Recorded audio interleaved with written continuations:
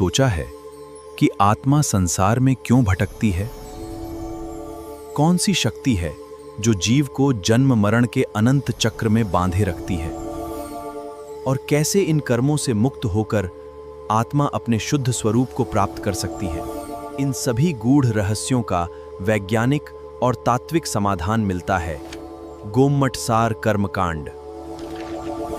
आचार्य नेमिचंद्र सिद्धांत चक्रवर्ती द्वारा रचित यह अनुपम ग्रंथ कर्मों के बंध, उदय, निर्जरा और मोक्ष मार्ग का विस्तृत विवेचन प्रस्तुत करता है। 8 मूल कर्म, गुणस्थान, कर्मों की प्रकृति, स्थिति, अनुभाग और प्रदेश। गोमटसार कर्मकांड के माध्यम से आत्मा और कर्म के शाश्वत विज्ञान को समझने की इस दिव्य यात्रा का प्रारंभ करें।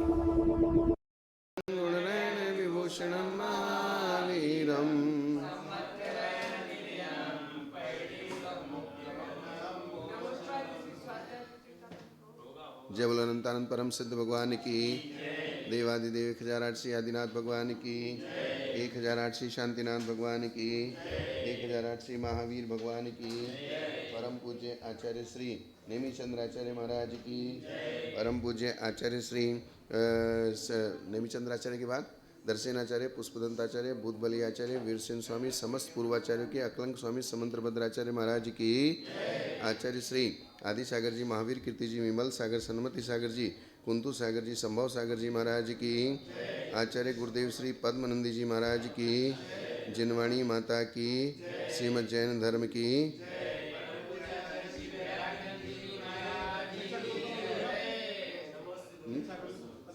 पद्मनंदी जी महाराज,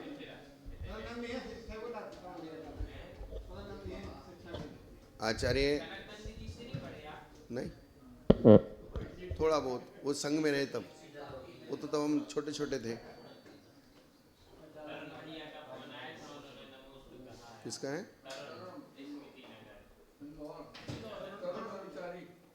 अच्छा,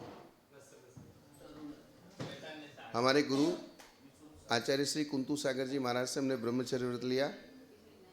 आचार्य श्री कनक नंदी जी महाराज और पद्मनंदी जी महाराज, कुंतु सागर महाराज, ये सब लोग साथ में थे। तब हमारे गांव में विहार करते हुए आए थे। उस समय 35-40 साधुओं का संघ था, हाँ 1990 में। और उसी समय हमने कुंतु सागर महाराज से ब्रह्मचर्य व्रत लिया था और पद्मनंदी महाराज की प्रेरणा से लिया था, उन्होंने ही दिलवाया था। बाद में जब संघ अलग हुआ तो पद्मनंदी महाराज से हमारी मुनि दीक्षा हुई 1994 में 15 मार्च, राजस्थान मालपुरा। हाँ, हमारे पिताजी की दीक्षा उससे पहले 1990 में हो गई थी। हाँ, कुंतु सागर जी से मुजफ्फरनगर में, जहाँ धर्म सागर जी महाराज ने 10 दीक्षाएं दी थी आचार्य विद्यासागर जी महाराज की मम्मी पापा और उनकी दोनों बहनों को। उसी जगह पे हमारे पिताजी की दीक्षा हुई मुजफ्फरनगर में। और उसके बाद जो है 94 में मुनि दीक्षा हुई।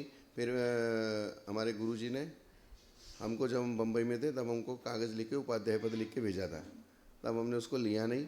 फिर कुंथुगिरी 2005 में, 2005 पंच कल्याणक जब हुआ था तब उसमें 250 साधु थे, 13-14 आचार्य थे, ये भी थे, विराग सागर जी महाराज का संघ था, सब थे उसमें साधु।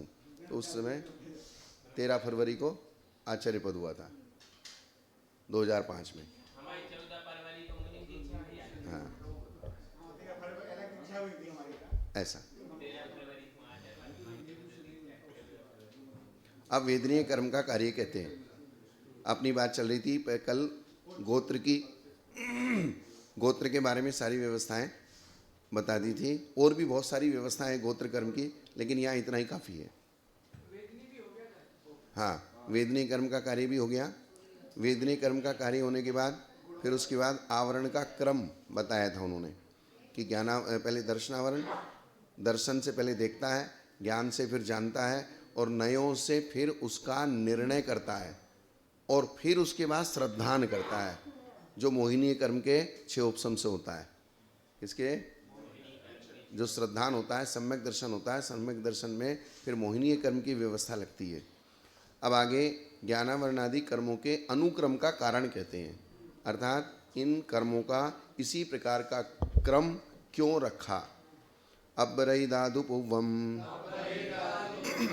नाणम तत्तो हि दंसनम होरी सम्मत्तमदो वीर्यम जीवा जीव गदमिदी चरिमे। आत्मा के सर्व गुणों में सबसे पूज्य गुण और प्रधान गुण आत्मा के, हाँ, आत्मा के सर्व गुणों में पूज्य और प्रधान ज्ञान गुण है। सबसे बड़ा क्या है? ज्ञान गुण। इसलिए सर्वप्रथम ज्ञान को रखा और ज्ञानावरणी को रखा।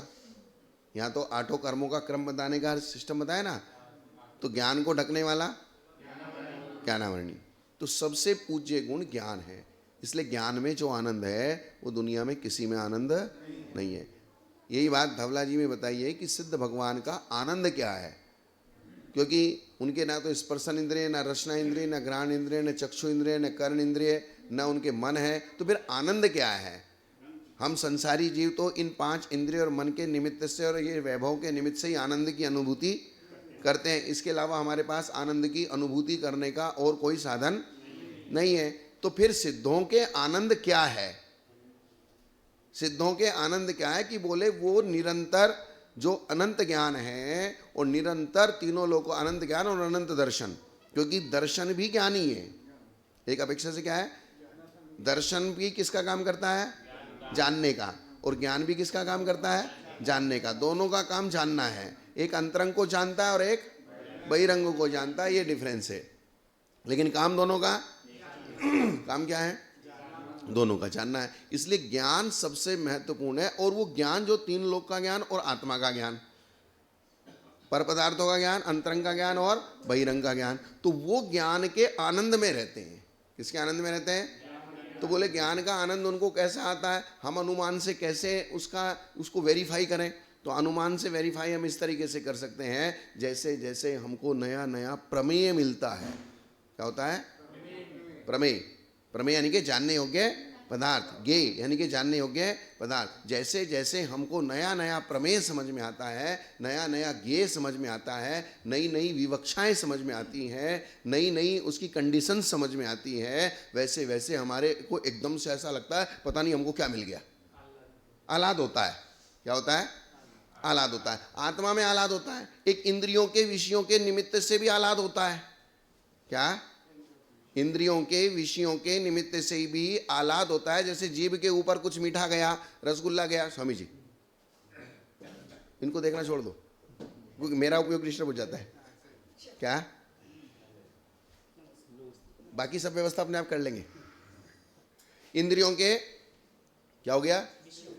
इंद्रियों के विषयों के कारण से भी हमको आह्लाद होता है। बाह्य परिग्रह के निमित्त से भी हमको आह्लाद होता है, क्योंकि आत्मा का स्वभाव सुख है। आत्मा का स्वभाव क्या है?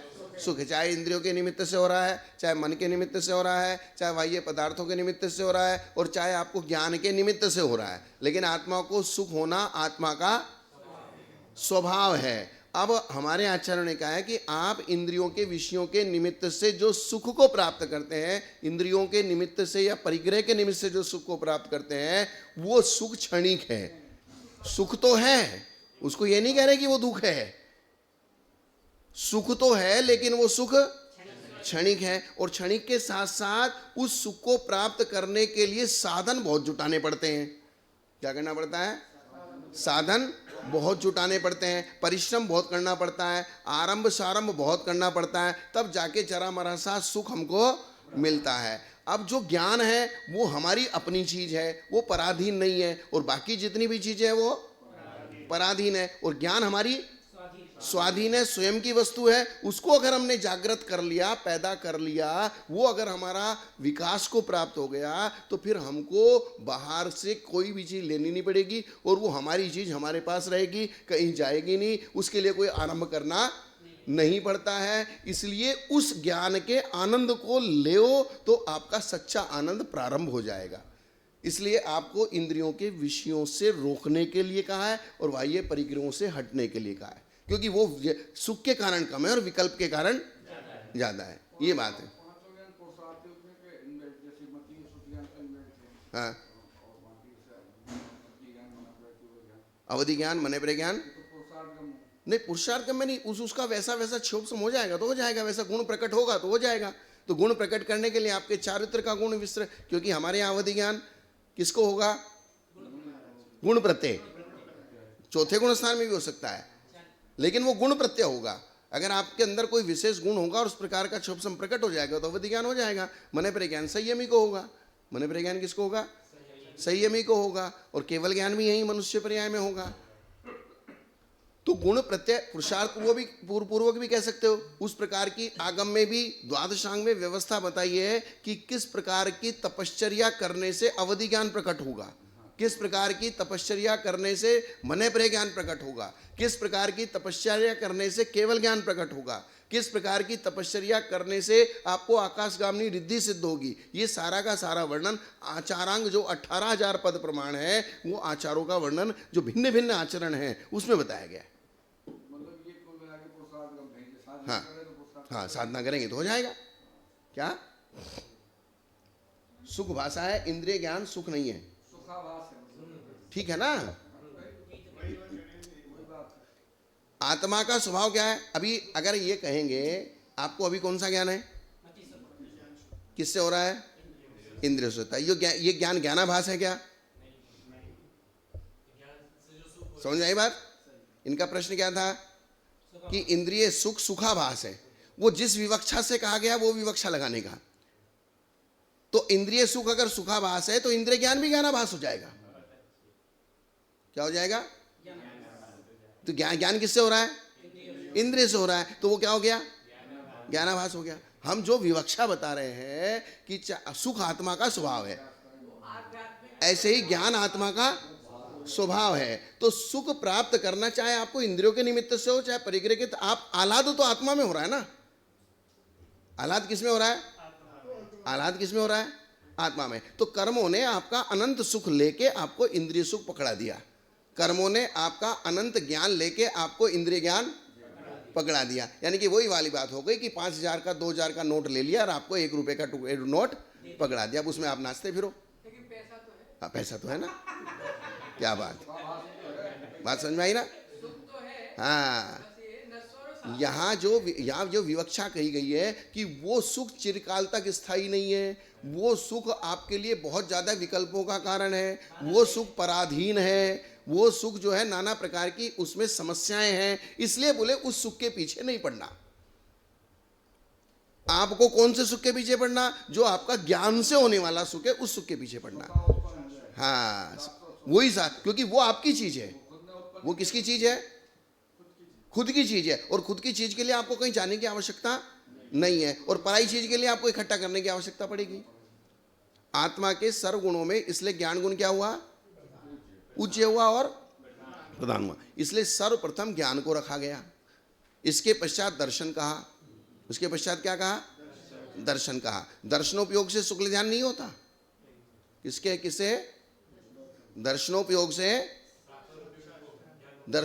से शुक्ल ध्यान नहीं होता। और दर्शनोपयोग में प्रथमोपम सम्यक दर्शन, अनादि मिथ्या दृष्टि को जो सम्यक दर्शन की प्राप्ति होती है सबसे पहले, वो भी दर्शनोपयोग से नहीं होती। हाँ, वो ज्ञानोपयोग से होती है। साकार उपयोग, संगी, पंचेंद्रिय, पर्याप्तक और साकार उपयोगी होगा, उसके प्रथमोपम सम्यक की प्राप्ति होगी। दर्शनोपयोग यानी कि निराकार उपयोग से जो आत्मा आत्मा आत्मा आत्मा आत्मा आत्मा का ज्ञान की बात करते हैं ना, तो ज्ञानोपयोग से प्रथमोपम सम्यक होता है। ज्ञानोपयोग से ही शुक्ल ध्यान और छपक श्रेणी और उपसम श्रेणी होती है, दर्शनोपयोग से नहीं होती।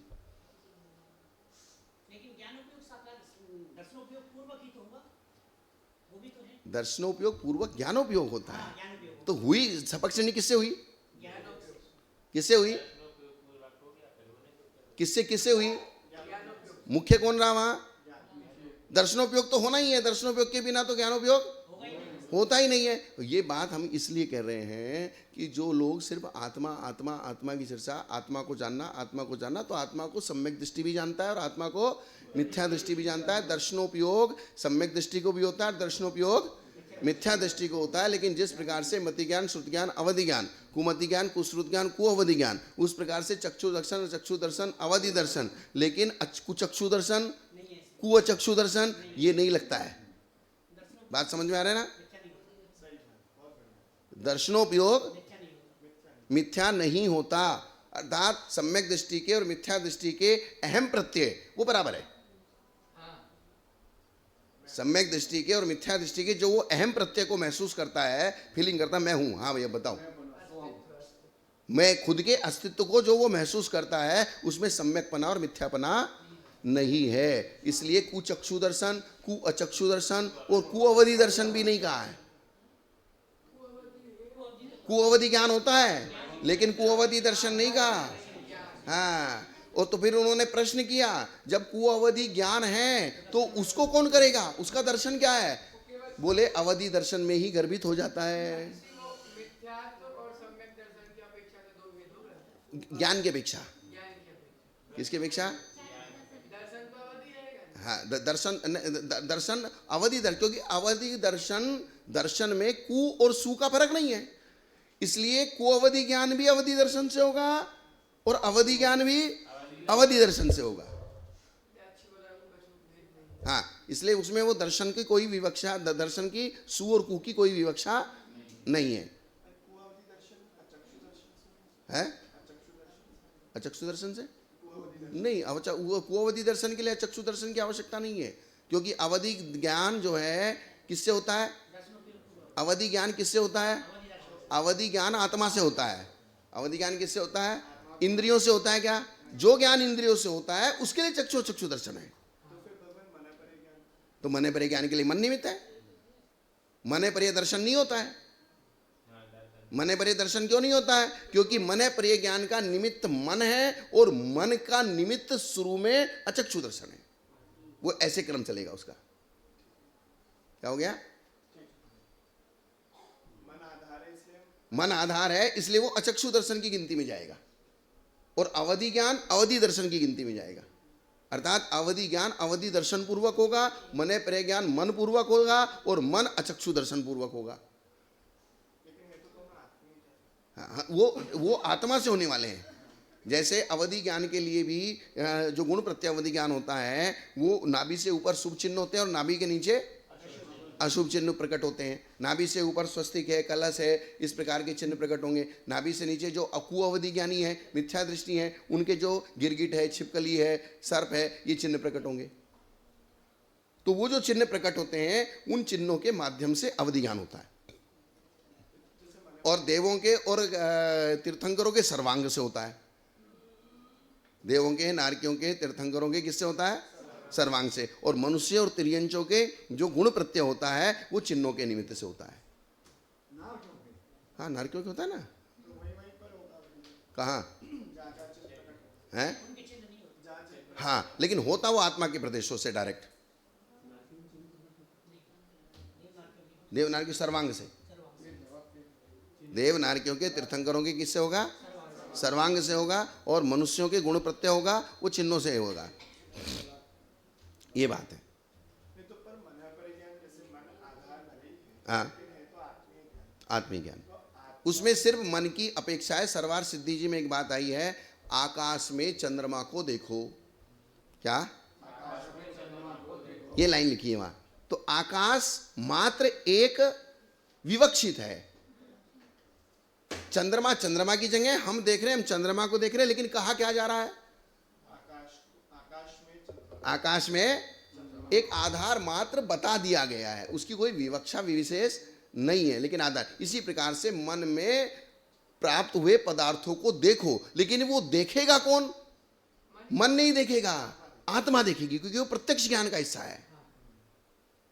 मन में जो विचार आएगा उस विचार को देखने वाला कौन है? वो मन नहीं देखने वाला है। उस विचार को और उस विचार संबंधी सब्जेक्ट को जो पहुंचेगा वो कौन जाएगा?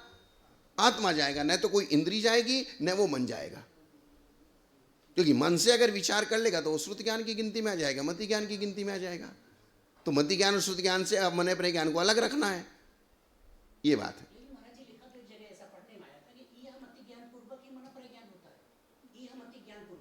ठीक है ना, वो चर्चा नहीं है अभी। अभी मेन चर्चा ये है कि मन पूर्वक मन परे ज्ञान होता है और मन अचक्षु दर्शन पूर्वक होता है। मन किस पूर्वक होता है? वो अवग्रह ये हवाई की चढ़ना पर बाद में करेंगे। बात समझ में आई ना? तो अभी अपने को समझना क्या है? दर्शन और ज्ञान का क्रम समझना है। क्या समझना है? दर्शन और ज्ञान का क्रम समझना है कि किस ज्ञान के पीछे कौन सा दर्शन होता है।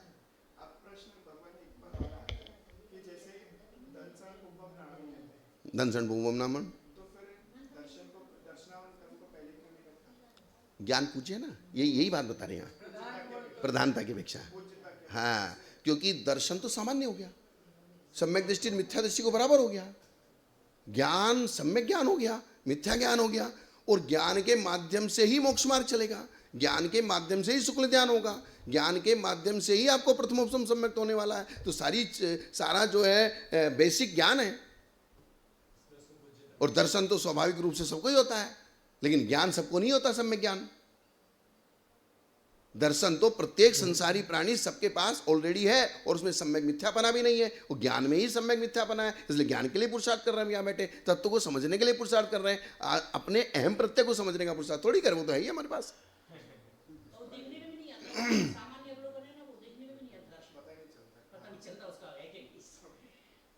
तो आत्मा के सर्वगुणों में ज्ञान गुण पूछे प्रधान है, इसलिए सर्वप्रथम ज्ञान को रखा।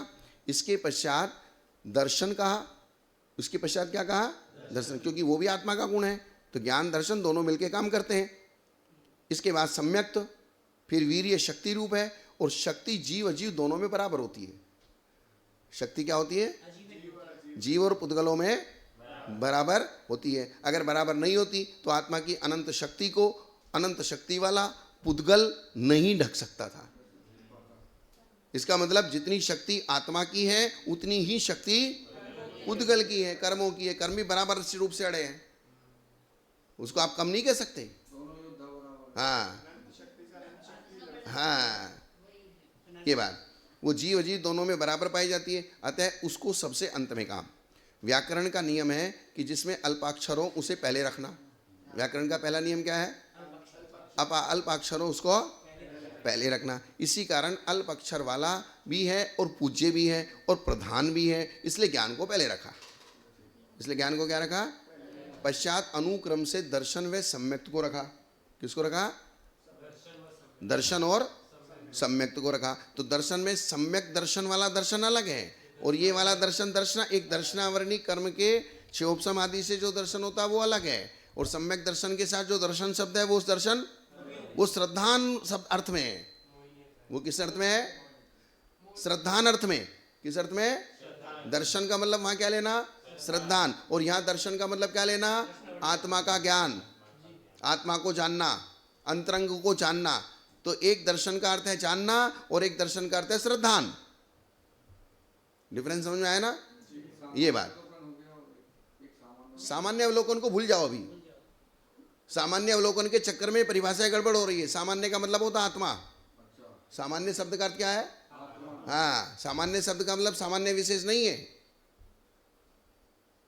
सामान्य विशेषात्मक, और प्रत्येक पदार्थ सामान्य विशेषात्मक होता है। प्रत्येक पदार्थ क्या होता है? सामान्य को छोड़ के विशेष नहीं होता, और विशेष को छोड़ के सामान्य नहीं होता। द्रव्य को छोड़ के पर्याय नहीं होती, और पर्याय को छोड़ के द्रव्य नहीं होता। तो जहां द्रव्य का ग्रहण होगा तो वहां पर्याय का ग्रहण हुए बिना द्रव्य का ग्रहण नहीं हो सकता। हमने किसी भी वस्तु को अगर ग्रहण किया है, हमने ये पर्याय को ग्रहण किया कि द्रव्य को ग्रहण किया? दोनों ग्रहण किया। आप इसमें से सिर्फ द्रव्य को ग्रहण करके बताओ, सिर्फ पर्याय को ग्रहण करके बताओ, नहीं हो सकता। इसलिए ये कहना कि सामान्य को दिखाने वाला दर्शन है और विशेष को जनाने वाला ज्ञान है, ऐसा नहीं है। सामान्य विशेषात्मक आत्मा को जनाने वाला दर्शन, और सामान्य विशेषात्मक पर पदार्थों को जनाने वाला ज्ञान, ये परिभाषा ना। लेकिन आप जैसा अपने साथ एक दर्शन सामान्य देखना अर्थात बाह्य पदार्थों का ज्ञान करना, और एक दर्शन अपन ने जाना श्रद्धा की अपेक्षा। अरे श्रद्धा आत्मा का विषय नहीं? आत्मा का गुण है ना श्रद्धा। जैसे ज्ञान आत्मा का गुण है, दर्शन आत्मा का गुण है, इसी प्रकार श्रद्धान करना भी आत्मा का गुण है। चाहे आप सम्यक दृष्टि रहो चाहे मिथ्या दृष्टि रहो, मिथ्या में भी श्रद्धा ही है, वो मिथ्यात्व के ऊपर है। अपन ने ज्ञान में अंतरंग को जाना, ज्ञान से बहिरंग को जाना, दर्शन से अंतरंग को जाना, ज्ञान से बहिरंग को जाना, और दर्शन से अंतरंग को जाना, और सम्यक दर्शन से श्रद्धान किया। सम्यक दर्शन से क्या किया? श्रद्धान किया। तो सम्यक दर्शन में जो शब्द है, के माध्यम से निश्चय करने के बाद, हाँ, तो अगर निर्णय नहीं किया, क्योंकि विवक्षाएं जाननी पड़ेंगी, अलग अलग प्रकार से विवक्षाएं आपको समझनी पड़ेगी। विवक्षा समझे बिना नहीं तो हाथी कैसा लगेगा? पूंछ पकड़ लिया तो झाड़ू जैसा लगेगा, कान पकड़ लिया तो छाजे जैसा लगेगा, सूंड पकड़ ली तो सर्प जैसा लगेगा, पैर पकड़ लिया तो कंबे जैसा लगेगा। तो पहले जिसको पूरा प्रमाण से पूरा देखा होगा वो विवक्षा कर सकता है कि हाथी के पैर खंबे की तरह हैं। हाथी के पैर, तो हाथी शब्द क्या है? वो प्रमाण है, वो प्रमाण से जाना, और पैर नय से जाना। पैर किसका विषय है? तो प्रमाण सकलादेशी और नय विकलादेशी। तो हाथी का पैर, तो हाथी प्रमाण और पैर उसका एक हिस्सा, हाथी का कान, समझ आ गया ना? तो इसलिए सूत्र बनाया प्रमाण नहीं रधिगमा।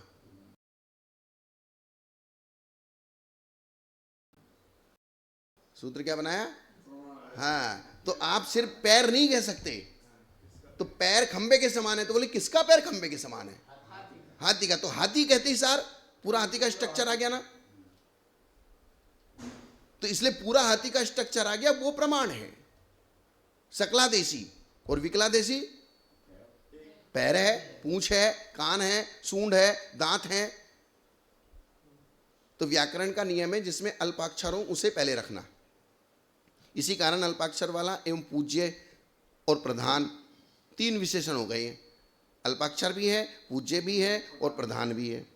पश्चात अनुक्रम से दर्शन व सम्यक्त को कहकर अंत में वीर्य को रखा, क्योंकि जीव में क्या ये हो गया बात? जीव में और ज्ञानादिक शक्ति और पुद्गल में शरीरादि रूप शक्ति है। क्योंकि जिस प्रकार से पुद्गल की ताकत होती है, ताकत का जो मेजरमेंट होता है वो अविभागी प्रतिच्छेदों से होता है आगम की परिभाषा में। क्या? ताकत का जो मेजरमेंट है, किसका मेजरमेंट? ताकत का मेजरमेंट का जो मानक है वो सबसे छोटी इकाई क्या है? अविभागी प्रतिच्छेद।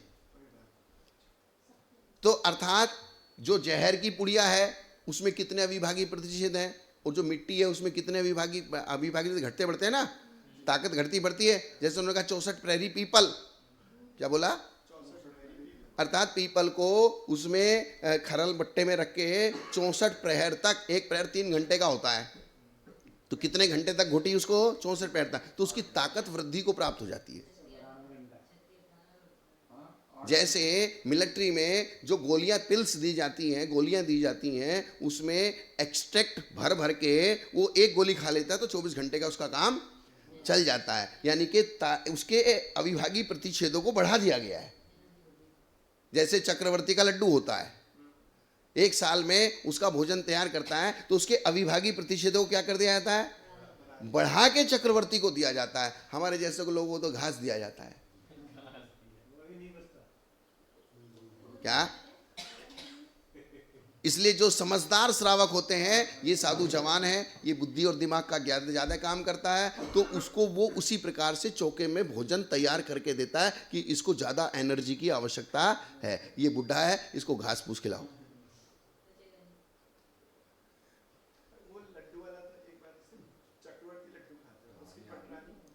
पटरानी भी खाए, उसमें क्या दिक्कत है? भले कम हो, लेकिन वो भी, उसकी ताकत भी तो बराबर चाहिए ना। उसको भी तो चक्रवर्ती को झेलना है। क्या स्वामी जी? उसको भी तो चक्रवर्ती को झेलना है। फिर तो झेलने के लिए ताकत बराबर की चीज भी तो झेलेगी। नहीं तो शिव जी की तरह सारी कन्या 8 कन्याएं तो मर गई। ये है ना। पश्चात अनुक्रम से दर्शन में सम्यक्त कहकर अंत में वीर्य को रखा, क्योंकि जीव में ज्ञानादिक शक्ति। वीर्य में तो 2 ही अक्षर है। हाँ, रहने दो, 2 अक्षर, भले ही अल्प अक्षर है, लेकिन पूज्य नहीं है, प्रधान गुण नहीं है। अगर किसी में अल्प अक्षर भी हो, जैसे सम्यक दर्शन ज्ञान चारित्राणी मोक्ष मार्ग है, वहां ज्ञान को बाद में रखा, दर्शन को पहले रखा, वहां दर्शन को पूज्य बना दिया। बोले दर्शन में तो 3 अक्षर है, ज्ञान में तो 2 अक्षर है, ज्ञान को पहले रखते। कि बोले नहीं, क्योंकि ज्ञान, सम्यक ज्ञान तब होता है जब सम्यक दर्शन होता है, इसलिए उसकी मुख्यता होगी। ज्ञान तो पूज्य हो गया, प्रधान भी हो गया, 2 अक्षर का है, ये भी चल गया, ये सबसे पहले ज्ञान है। लेकिन वीर्य में 2.5 अक्षर हो गए, हाँ, और 2.5 अक्षर के बाद उसको दर्शन से पहले रख देते हैं। नहीं तो वो उस दर्शन सिर्फ और सिर्फ आत्मा की चीज है, और वीर्य आत्मा और पुद्गल दोनों की चीज है। अभी यहाँ बताया ना, वीर्य जो है शक्ति है, वो आत्मा में और पुद्गल में दोनों में, और दर्शन सिर्फ वो आत्मा का हिस्सा है। श्रद्धान गुण पुद्गल में नहीं होता। वही तो कह रहा हूं ना, दर्शन गुण हो चाहे सम्यक तो हो, सम्यक दर्शन वाला दर्शन हो, चाहे दर्शनावरणी कर्म वाला दर्शन हो, लेकिन वो किसका हिस्सा है? आत्मा का हिस्सा। और वीर्य जो शक्ति है वो किसका हिस्सा है? आत्मा और पुद्गल दोनों का हिस्सा है, इसलिए उसको बाद में ले जाए, तो साइड में रहे।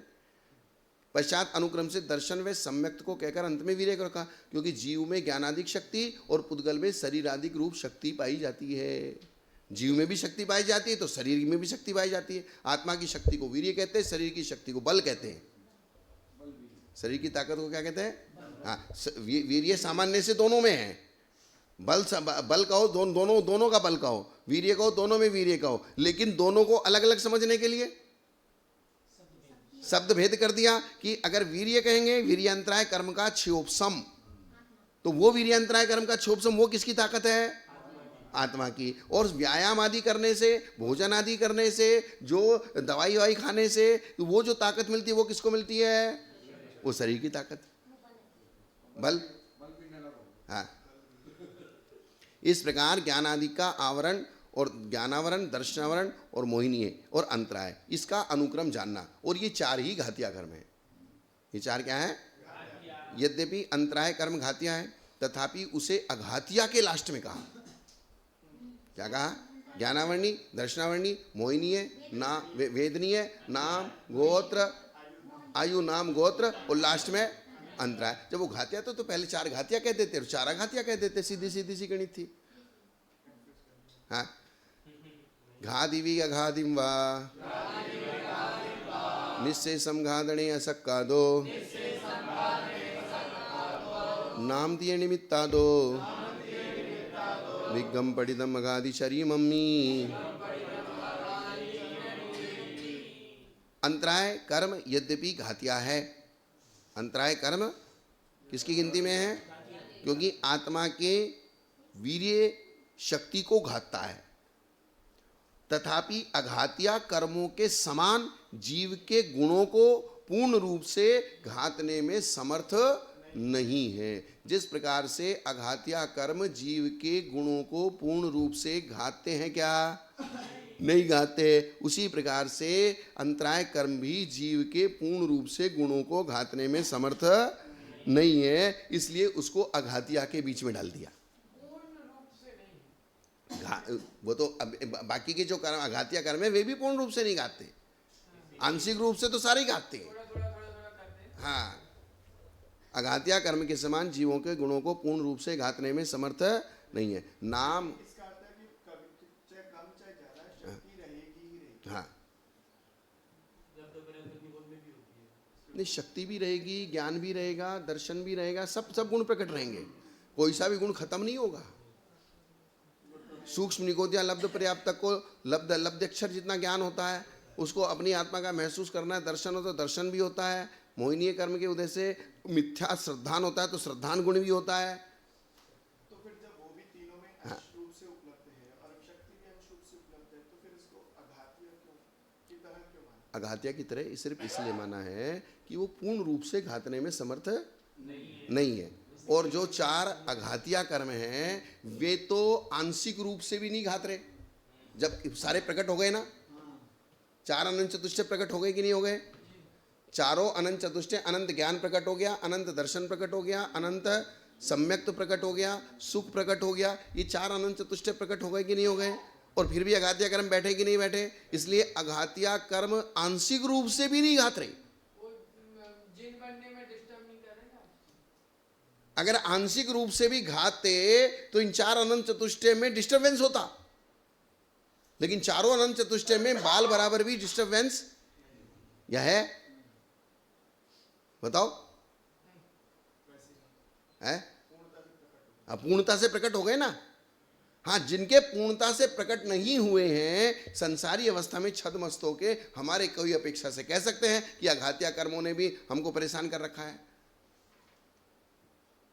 क्योंकि आघातिया कर्मों को जब मोहिनी की ताकत मिलती है तो वो भी अपनी बदमाशी के बिना नहीं मानता। जैसे यहाँ ऐसा क्यों लिखा कि आघातीय कर्मों के समान गुणों को पूर्ण रूप से काटने का प्रयास किया। आघातीय कर्म तो किसी भी प्रकार का डिस्टर्ब नहीं कर रहा है। नहीं, किसी भी प्रकार का डिस्टर्ब नहीं कर रही है, नहीं कह रहे हैं यहाँ किसी भी प्रकार का डिस्टर्ब, सर्वथा वो डिस्टर्ब लेस है वैसा नहीं कह रहे हैं। देवत्वपना प्रकट। हाँ, वे अनंत अनंत चतुष्टय को डिस्टर्ब नहीं कर रहे।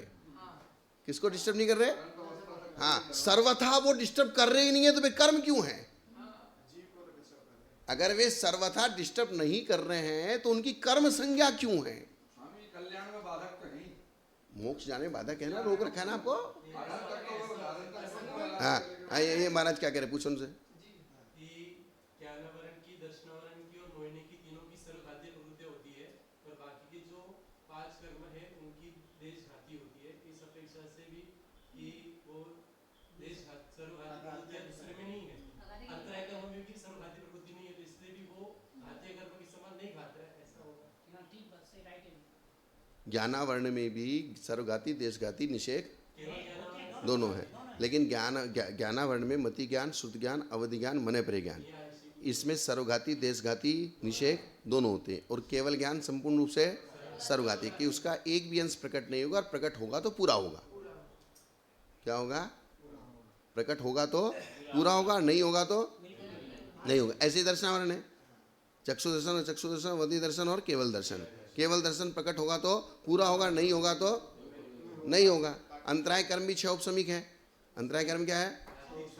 लेकिन वो सर्वघाती इस सिस्टम उसमें नहीं है, लेकिन सर्वघाती निषेध है उसमें। हाँ, उसमें अंतराय कर्म में दान, लाभ, भोग, उपभोग और वीर्य, इनमें इन 5 में ऐसा कोई कर्म नहीं है जो मतलब सर्वघाती हो, पूर्ण रूप से सर्वघाती हो। जैसे केवल ज्ञान, केवल ज्ञानावरण, केवल ज्ञानावरण का उदय जो होता है वो सर्वघाती ही होता है, और जब प्रकट होता है तो पूरा ही होता है। लेकिन 5 प्रकृतियों में ज्ञान, दर्शन, दान, लाभ, भोगोपभोग, वीर्य में घटता बढ़ता रहेगा। कोई भी प्रकृति ऐसी नहीं है कि जो पूरा का पूरा प्रकट हो और पूरा का पूरा लोप हो जाए। ये बात। देशघाती प्रकृति में सर्वघाती भी होते हैं और एक देशघाती भी, दोनों प्रकार के स्वभाव है। तो इस प्रकार से नाम, गोत्र और वेदने के निमित्त से अंतराय कर्म अपना कार्य करता है। अंतराय सिंगल अपना कार्य नहीं करता, नाम, गोत्र और वेदनीय भी चाहिए उसको। क्या चाहिए? क्योंकि वेदनीय से सुख दुख होता है और वेदनीय सामग्री मिलाता है, और उस सामग्री मिलाने का काम अंतराय कर्म का भी है। सामग्री मिलाने का काम सिर्फ साता वेदने का नहीं है, सुख दुख रूप सामग्री मिलाने का काम साता वेदने भी करता है, तो उसकी सहायता अंतराय करता है। लाभांतराय का क्षोभ सम नहीं होगा तो सामग्री आएगी कैसे? तो ये दोनों मिलके काम करते हैं, मिली जुली सरकार है इनकी। इसी कारण से आघातिया कर्मों के उसको अंत में कहा, अर्थात नाम, गोत्र, वेदने के लास्ट में कहां किसको ले गए? अंतराय को ले गए। अथानंतर अन्य कर्मों का क्रम कहते हैं। आउ बलेन अवठिदी भवसैदी नाम माउ पुवंतु भौमस्य नीचुच्चम यदि गोधम नाम पुवंतु। आयु कर्म के निमित्त से भाव में स्थिति होती है। भाव में स्थिति किसके निमित्त से होती है? आयु। इसलिए नाम कर्म से पूर्व आयु कर्म को कहा कि पहले आयु होगी तो आपका नाम कर्म कार्य करेगा, और आयु नहीं होगी तो नाम कर्म क्या करेगा? शरीर। नाम कर्म को क्या करना है? शरीर बनाना है, तो शरीर को टिकाने के लिए कौन चाहिए? आयु चाहिए। और भाव के आश्रय से ही नीचपना उच्चपना होता है। भाव के आश्रय से ही, जब शरीर ही नहीं है तो नीच क्या उच्च क्या? जब शरीर नहीं है तो नीच उच्च की परिभाषा खत्म है भाई। वो माता पिता की शुद्धि, कुल की शुद्धि, जाति की शुद्धि तो शरीर के निमित्त से ही तो होगी ना वो। हाँ, इसलिए नाम कर्म को गोत्र कर्म के पहले कहा। अब अघात्या होते हुए भी वेदनीय कर्म को घातिया के बीच में रखा। वेदनीय कर्म घातिया है और उसको घातियाओं के बीच में फंसा दिया। 3 पहले घातिया कह दिए, एक लास्ट में घातिया कह दिया और बीच में वेदनीय को कर दिया। हाँ, इस शंका के ज्ञानावर्णी, दर्शनावर्णी, वेदनीय। हाँ, ज्ञानावर्णी, दर्शनावर्णी, वेदनीय और मोहिनीय। मोहिनीय मोहिनीय से यानी कि इधर ज्ञानावर्णी, दर्शनावर्णी, इधर मोहिनीय और बीच में वेदनीय। घातिम वेयनीयम मोहस्य बलेन घातते जीवम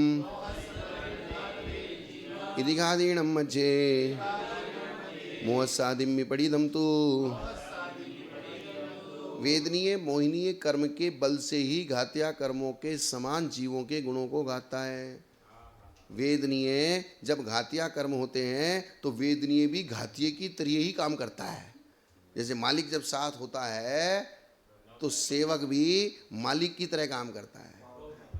क्या एक एमएलए को जिन लोगों ने मिल के जिताया है तो एक एमएलए नहीं बनाया, वे सब अपने आप को एमएलए समझते हैं।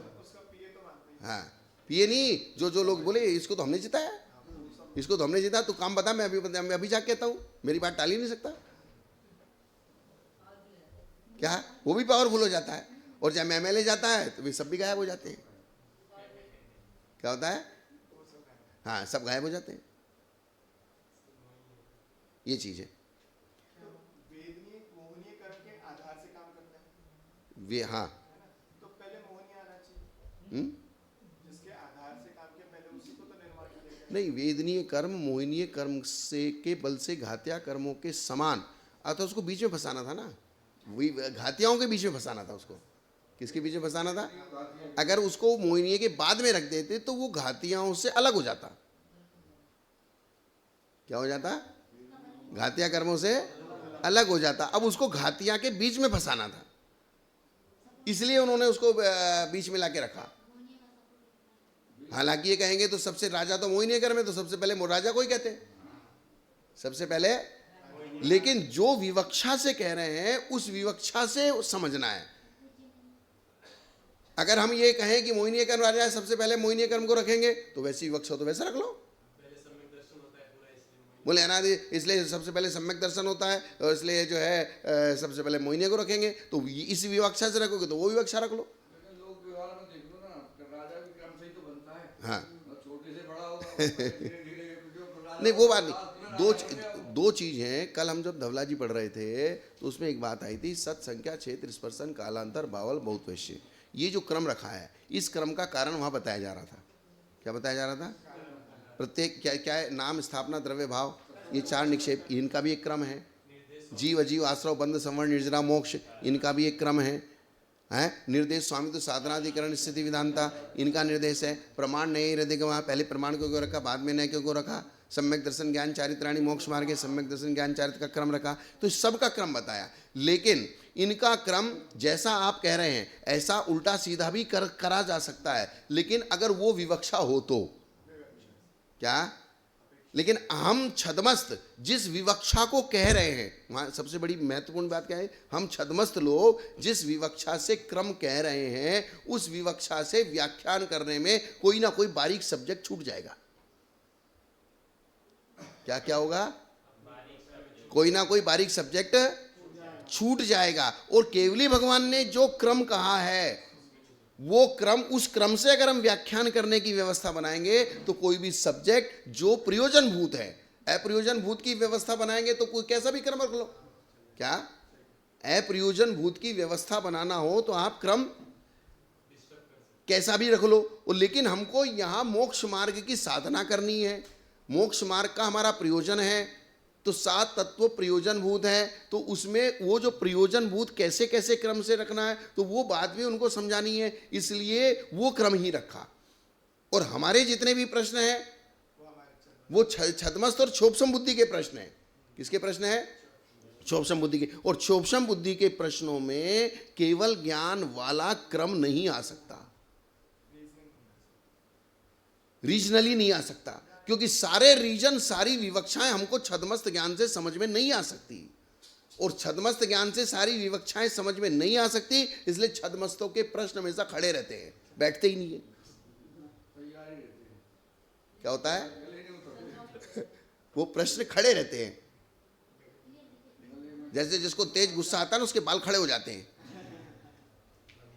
क्या हो जाते हैं? और जिसको गुस्सा कम आता है उसके बाल बैठ जाते हैं। गुस्सा गुस्सा की बात है। भगवान एक जिज्ञासा है, जैसे विवक्षा लगा रहे हैं, हाँ। तो गुण स्थान की अपेक्षा जब हम चर्चा करें तो कर्म क्षय होता है 10वें गुण स्थान से 12वें गुण स्थान से शुरू हो जाता है शपथ श्रेणी में, तो वहां का क्रम अगर लगाना चाहे तो कैसे लगेगा? कहाँ का? जैसे गुण स्थान में क्षय, जब कर्म मोहनी क्षय लगे, होता है, मोहनी ऐसे लगे। सबसे पहले मोहनी आया, तो गुण स्थान की विवक्षा किस अपेक्षा से है? कर्म क्षय के। मोह और योग की अपेक्षा। गुण स्थान की जो व्यवस्था बनी है, गुण स्थान का जो क्रम बनाया है, वो किसकी अपेक्षा से बनाया है? मोहिनीय कर्म की अपेक्षा और योग की अपेक्षा। ये दो अपेक्षा मोह और योग से गुणस्थान होते हैं। तो मोह जो होता है पहले गुणस्थान से 10वें गुणस्थान तक होता है। मोह का मैक्सिमम रूप पहले गुणस्थान में होता है, क्योंकि मिथ्या सबसे बड़ा है, 70 कोड़ा कोड़ी वाला। और मिनिमम रूप वो लोभ कषाय, जो सूक्ष्म लोभ कषाय रह जाती है अंतिम, वो 10वें गुणस्थान है। तो मैक्सिमम से मिनिमम तक पहुंच गए मोह को करते करते, और वो 10वें गुणस्थान के बाद फिर योग का काम है। तो क्रम यही होगा ना, जैसे मोहिनी, तो मोहिनी कर्म 6 कहाँ होता है?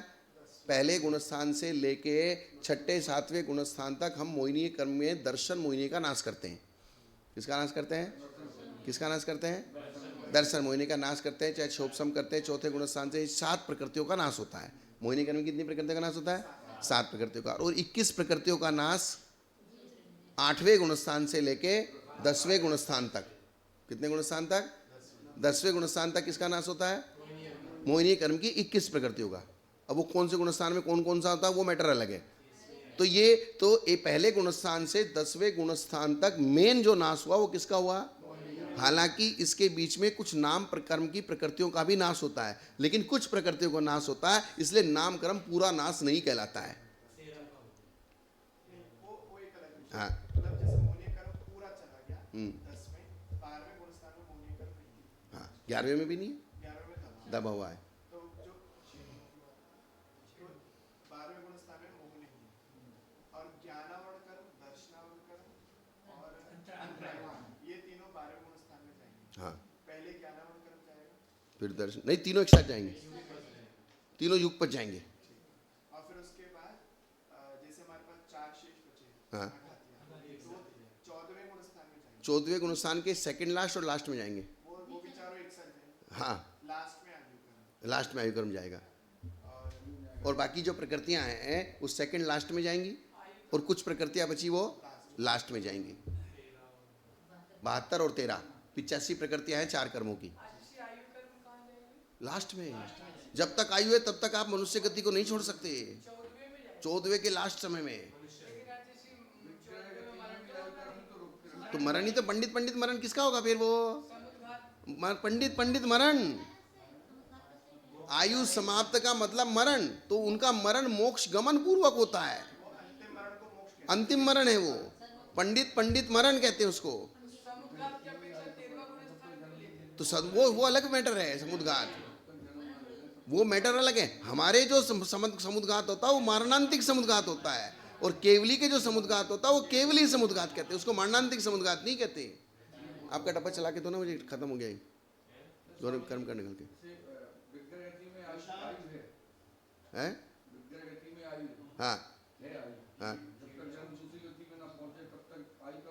आयु कर्म तो संसार में जब तक रहोगे बिना आयु के एक क्षण भी नहीं रहोगे।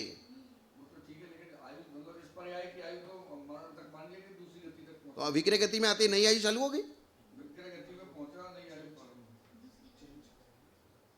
विक्रय गति में आते ही सार क्या हो गया? नई आयु चालू हो गई, पुरानी आयु खत्म हो गई। हाँ, नहीं आगे ना समझ में। तो ये इस प्रकार से यहाँ बात क्या है कि वेदनीय कर्म मोहिनीय कर्म के बल से घात्या कर्मों के समान जीवों के अव्याबाद गुणों का घातता है, इसलिए घात्या के मध्य में मोहिनीय से पहले इसको रखा है। किसको रखा है? वेदनीय। घात्या कर्म मोहिनीय के रति अरति रूप उत्तर भेदों के उदय से ही घात्या रूप मोहिनीय कर्म घात्यारूप मोहिनी कर्म के उत्तर भेद कौन से हैं? रति और अरति।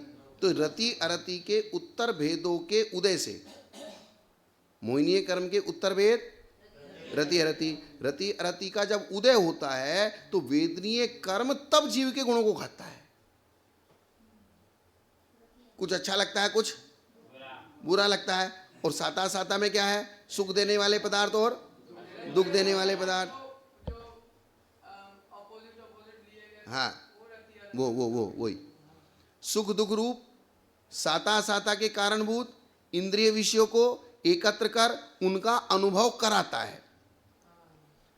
इंद्रियों के सुखों को सुख देने वाले विषयों को इकट्ठा करना और इंद्रियों को दुख देने वाले विषयों को इकट्ठा करना, और इकट्ठा करने में अंतराय कर्म का लाभांतराय का भी क्षोभसम चाहिए। बताते ना अभी, अंतराय कर्म भी उसका सहयोग करता है। अंतराय कर्म भी सहयोग करेगा और रति अरति मोहिनी कर्म भी सहयोग करेगा, तब वेदनीय कर्म अपना काम करेगा। और ये सब चले जाएंगे तो वेदनीय कर्म बेचारा ठंडा पड़ जाएगा। अब मैं क्या करूं?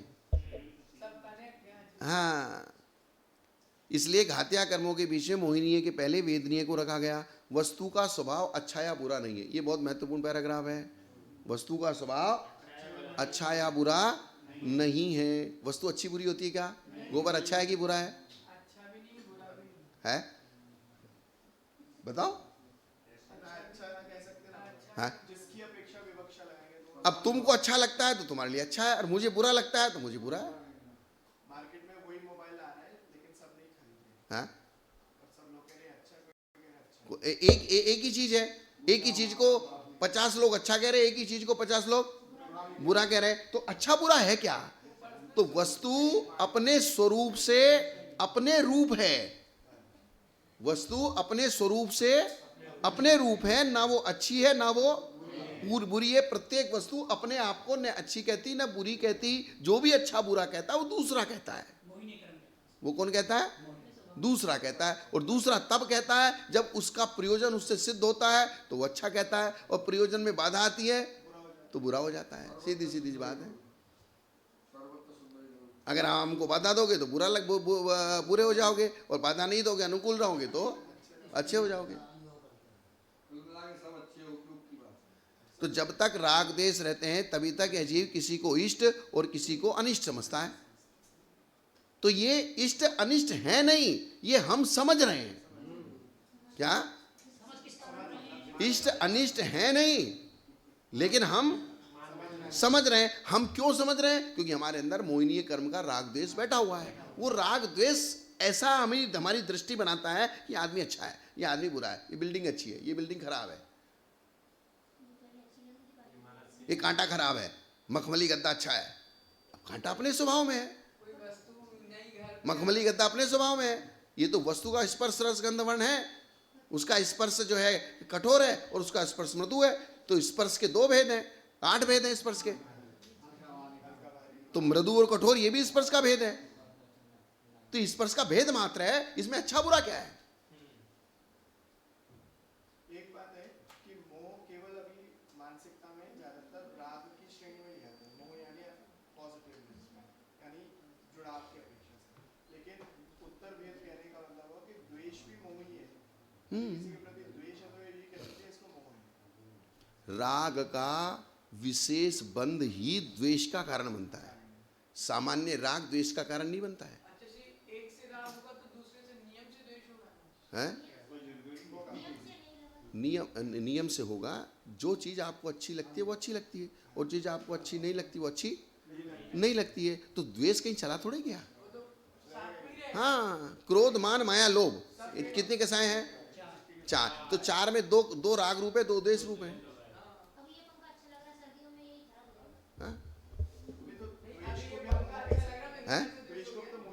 हाँ, उद्देश्य तो मोह की पर्याय है ना। मोहिनीय कर्म के 2 अंकुर, राग और द्वेष। अंकुर जैसे पेड़ में से 2 सबसे पहले क्या होता है? 2 अंकुर निकलते हैं। जब पेड़ जब बीज फूटता है तो उसके 2 अंकुर निकलते हैं। तो 2 अंकुर निकले तो राग द्वेष। अब राग द्वेष को बढ़ा के आपने 4 कर लिए, उनको बढ़ा के और कर लो। सुख दुख भी तो अच्छा बुरा लगता है। हाँ, तो ठीक है ना कि क्यों लगता है, क्यों लगता है, रीजन क्या है, कोई नहीं है कर्म। भाई मुझे आप अच्छे लग रहे हो, अच्छे आप हो नहीं लेकिन अच्छे लग रहे हो, बुरे आप हो नहीं लेकिन बुरे लग रहे हो, तो ये अच्छा बुरा लगा कौन रहा है? कौन हमारी दृष्टि को चेंज कर रहा है, कौन हमारे परिणामों को चेंज कर रहा है? जब वस्तु वास्तव में अच्छी बुरी नहीं है तो फिर हमको ऐसा लग क्यों रहा है? यही उसमें इष्टोपदेश में कहा है, इसी बात का उत्तर दिया है, मोहेन संवृतम ज्ञानम। मोहेन, हाँ, मोहेन संवृतम ज्ञानम स्वभावम नहीं लभ्यते। तो जब वस्तु जो जैसी है वैसी हमको दिखा, जब उन्होंने कहा इंद्रियों के विषयों में दुख है तो हमको दुख लगता क्यों नहीं है? उसमें मजा क्यों आता है? तो बोले आपका ज्ञान मोह से ढका हुआ है, अर्थात जो ज्ञान अंदर से निकल के आता है ना, तो मोह के आवरण में से छन के आता है, डायरेक्ट नहीं आता। क्या नहीं आता? हम किसी भी चीज को सिर्फ ज्ञान के माध्यम से डायरेक्ट नहीं देख रहे क्या? और जब हम सिर्फ और सिर्फ ज्ञाता दृष्टा बनेंगे, इसलिए आत्मा का स्वभाव क्या कहा है? जानना और देखना। उसमें राग द्वेष करना ये आपका स्वभाव नहीं है। जानना देखना आपका स्वभाव। दुनिया जानो ना, कोई चाहे कोई कुछ भी कर रहा है, केवली भगवान सबको जान रहे हैं, देख रहे हैं, लेकिन वो किसी के बीच में नहीं जाते। हमारा जो बीच में टांग अड़ाने की जो आदत है ना, वो खराब है और इसलिए आप दुखी हो बस। क्योंकि एक वस्तु किसी को अच्छी लगती है, वही वस्तु किसी को अच्छी लगती है, किसी को अच्छी नहीं लगती है। जैसे कटु रस वाला नीम का पत्ता मनुष्य को अप्रिय लगता है, किंतु ऊंट को प्रिय लगता है। अब नीम को क्या अच्छा बुरा कहें? इससे सिद्ध होता है कि वस्तु प्रिय अप्रिय नहीं होती। यदि वस्तु ही वैसी हो तो दोनों को एक समान लगनी चाहिए। अगर वो अच्छी है तो दोनों को अच्छी लगनी चाहिए, अगर वो बुरी है तो दोनों को बुरी लगनी चाहिए। इस कारण सिद्ध होता है कि मोहिनीय कर्म रूप राग द्वेष के निमित्त से और वेदनीय कर्म का उदय होने पर इंद्रियों से उत्पन्न सुख अथवा दुख का अनुभव होता है। मोहिनीय के बिना वेदनीय कर्म राजा के बिना निर्बल सेना की तरह कुछ नहीं कर सकता, अर्थात इंद्रिय जनित सुख दुख का वेदन नहीं करा सकता, किंतु अव्याबाद गुण का तो घात करता ही है। क्या करता है? अगर वो वेदनीय 13वें 11वें गुणस्थान के बाद कुछ नहीं कर रहा है, वेदनीय कहाँ तक कर रहा है? 10वें तक। तो 10वें के बाद 11वें में वेदने का कोई काम नहीं बचा, क्योंकि मोहिनी नहीं बचा। 12वें में मोहिनी नहीं बचा, 13वें में मोहिनी नहीं बचा। बोले अब कुछ नहीं कर रहा, तो बोले ऐसे कैसे नहीं कर रहा? फिर भी अव्याबाद गुण का तो घात कर ही रहा है। अर्थात बाधा है, यानी कि तुमको यहाँ रोक के तो रखा है ना, सिद्धालय में नहीं जाने दे रहा है। अव्याबाद से क्या लेना चाहिए? बाधा नहीं होने देना। सुख में तो जैसे अनंत सुख, अनंत सुख तो हो गया, लेकिन कुछ सर्वथा कुछ तो बाधा है ना। बाकी जो सिद्धों में आपको प्राप्त होने वाला था, उस विवक्षा में तो कुछ कम होना भी आ, सर्वथा तो नहीं मिल गया ना आपको, कुछ ना कुछ बाधा मौजूद है। नहीं तो वेदनीय कर्म के अस्तित्व को मानना बेकार हो जाएगा। तो वेदनीय कर्म का अस्तित्व है और कर्म का अस्तित्व है तो उसका कार्य भी है। तो कार्य क्या है? जैसे उन्होंने कहा 13वें गुणस्थान में ध्यान है। बोले ध्यान कैसे है? क्योंकि वो तो तीनों लोगों को देख रहे हैं और ध्यान की परिभाषा तो एकाग्र चिंता निरोध है। फिर ध्यान को कैसे माने हम? कि बोले नहीं मानना पड़ेगा। बोले कैसे माने? तो उन्होंने कहा अगर ध्यान का कार्य निर्जरा है तो ध्यान है, क्योंकि कार्य दिख रहा है। ध्यान का क्या दिख रहा है? कार्य दिख रहा है, इसलिए उसको ध्यान मानना पड़ेगा, चाहे आप वो तीनों लोगों को एक साथ देख रहे हैं। हाँ पर लेकिन असाता को उदय नहीं है। है ना? असाता का उदय नहीं होता तो एकादशी ने 11 परीक्षा कैसे होती? सत्ता में है ना। असाता भी सत्ता में है, असाता उदय सत्ता में भी है और असाता का उदय भी है। पर ये तो अशुभ प्रकृति। तो रहने दो ना, उसमें क्या है? लेकिन उसका मोहिनीय कर्म नहीं है ना, अंतराय कर्म नहीं है ना, वो किसके बल से अपना फल दे। मतलब एक सैनिक बचा है, क्या करेगा? हाँ सेना खत्म। साता वेदनी भी फल दे रही है, हाँ तो असाता भी दे सकती है। दे रही है, दे सकती नहीं, दे रही है। तो उपचार से उनके 11 परिचय माने कि नहीं? एकादशी ने नहीं, वो तो सत्ता रूप में पड़े हैं, वेदनी कर्म है इसलिए। नहीं नहीं, सत्ता रूप में होने से परिचय नहीं होती। जब कर्म का उदय आता है तब परिचय होती है। सत्ता में पड़े रहने से परिचय नहीं होती है। सत्ता वाला भी तो उदय में आएगा कि नहीं आएगा? सुखा हुआ वाला भी तो उदय में आएगा। सत्ता वाला एक मिनट, परिचय का मतलब होता है दुख की अनुभूति होना। परिचय का मतलब क्या है? तो कर्म सत्ता में पड़ा रहेगा। जैसे नरक गति आपकी सत्ता में है कि नहीं है? तो नरक गति का दुख हो रहा है क्या? तो नरक गति का दुख कब होगा? जब नरक गति का उदय आएगा। तो उदय कहाँ आएगा? नरक में आ गया। तो यहाँ उदय आ रहा है क्या? उदय फिर भी आ रहा है। एक समय पहले तक उदय में लाइन में चल रही है वो, लेकिन एक समय पहले वो मनुष्य गति रूप में परिवर्तित होकर उदय में आती है। स्त्रीमुख संक्रमण कहते हैं उसको। उसको क्या कहते हैं? स्त्रीमुख संक्रमण। अर्थात सेकंड लास्ट तक वो नरक गति, त्रियंच गति, देव गति, मनुष्य गति चारों साथ चलेंगी और लास्ट समय में 3 मनुष्य गति रूप में परिवर्तित हो जाएंगे। तो इसलिए उदय में कौन आएगा? सिर्फ मनुष्य गति आएगी, क्योंकि आपका द्रव्य क्षेत्रकाल कैसा है?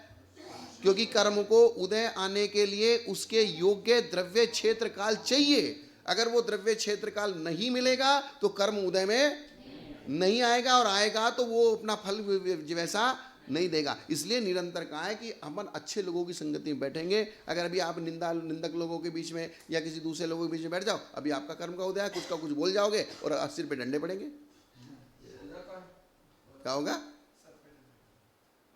अगर आप गुरु के सानिध्य में बैठे हो, अपने अच्छे लोगों के सानिध्य में बैठे हो, तो कोई भी गलत गड़बड़ काम नहीं होगा। नहीं होगा तो बचे रहोगे। और अभी आप जो है खुले बाहर गए चर्चा करते करते मुंह से कोई भी बात निकल गई, आ गया साधा वेदनी कर्म का उदय, विवाद हो गया, झंझट हो गई, बिना मतलब का आबैल मुझे मार वाली बात स्थिति हो गई। तो जो असाता वेदनी का उदय आ रहा है वो स्त्रीमुख संक्रमण के रूप में साता वेदनी रूप होकर नहीं, साता रूप ही आ रहा है। वहां परिभाषा ये है कि साता का इतना पावरफुल उदय है कि असाता इतनी सी है, वो समुद्र में जहर का काम, एक बूंद जहर के बराबर है, इसलिए वो अपना काम नहीं कर रही है। उदय तो असाता का भी है, लेकिन साता वेदने के तीव्र परमाणु इस प्रकार से आपको कर रहे हैं कि आपको भूख का एहसास नहीं होने दे रहे, और दूसरी जो सुविधाएं हैं उसके कारण से। तो वहां आप ये नहीं कह सकते कि असाता का उदय नहीं है। असाता का उदय है, लेकिन असाता का उदय मंद अनुभाग वाला है। क्या है? और साता का उदय तीव्र अनुभाग वाला है। तो जिसका तीव्र अनुभाग है तो हल्की मुल्की छोटी मोटी कोई समस्या भी है तो समस्या ढक जाती है। तो भगवान जैसे 148 प्रकृतियों में जो क्षय होता है, अनंत ये अपना केवल ज्ञान होता है, तो उसमें उच्च गोत्र नीच गोत्र चला जाता है, आयु में अशुभ आयु चली जाती है। तो वेदनी में असाता क्यों नहीं जाता? वेदनी में भी तो असाता अशुभ होना चाहिए। असाता को कर्मों का सबसे ज्यादा हिस्सा मिलता है। किसका? तो सबसे ज्यादा हिस्सा मिलता है ना उसको, बंटवारा जब होता है। हाँ, लेकिन वो क्या है, वो कोई भी चीज है जो ज्यादा महत्वपूर्ण है उसको पहले खत्म करते हैं। जो कोई नुकसान नहीं कर रहा है कोई बात नहीं, पड़ा रहने दो। ऐसा अपन लोग व्यवहार में करते कि नहीं करते? क्या? जो ज्यादा परेशान करता है बोले इसका इलाज पहले करो। क्या करो? और जो ये ज्यादा परेशान नहीं कर रहा तो उसकी तरफ से वैसे भी उपेक्षा हो जाती है, बोले ठीक है कोई बात नहीं, पड़ा रहने दो, बाद में देख लेंगे इसको, क्योंकि परेशान तो कर ही नहीं रहा, नुकसान तो कुछ कर ही नहीं रहा। ठीक है, ऐसा भी होता है। इसलिए जनित सुख दुख का वेदन नहीं कर सकता, किंतु अव्यवहार गुण का तो घात करता ही है। अब 11वें गुणस्थान से लेके 13वें गुणस्थान तक असाता वेदनीय या साता वेदनीय सुख दुख का वेदन नहीं कराता, क्योंकि सुख दुख का वेदन कराने के निमित्त जो मोहिनीय कर्म है और अंतराय आदि कर्म है वे चले गए, लेकिन फिर भी अव्यावाद गुण को तो घात करता ही है इसको। अब इस प्रकार कर्मों का पाठक्रम सिद्ध हुआ, इसका उपसंहार करते हैं। नाणस्य दंसनस्य आवरणम वीरणीय मोहनीयम आउगुणामम गोदन त्रायमिति पढ़ितमिति सिद्धम। अब यहाँ लास्ट में इसका उपसार कर दिया। क्या नाम है? दशावण वेदनीय मोहिनीय आयु नाम गोत्र अंतराय। इस प्रकार जो पाठ का क्रम है वो पहले पाठ क्रम के समान सिद्ध हो गया। जो विवक्षा इन्होंने बताई उस विवक्षा से सिद्ध हो गया। आप कोई नई विवक्षा लगा के इसके पाठ क्रम को अगर चेंज करना चाहो तो नई विवक्षा के अनुसार इसका पाठक्रम चेंज हो सकता है। हाँ, विवक्षा होनी चाहिए। सर्वथा यही पाठक्रम रहेगा। ऐसा नहीं है, अगर आपकी कोई दूसरी विवक्षा होगी तो वैसा भी पाठक्रम बन जाएगा, इसमें दिक्कत क्या है? क्या हाँ, कोई बात नहीं, नहीं यहाँ इन्होंने क्या लिखा, उपसंहार किया है।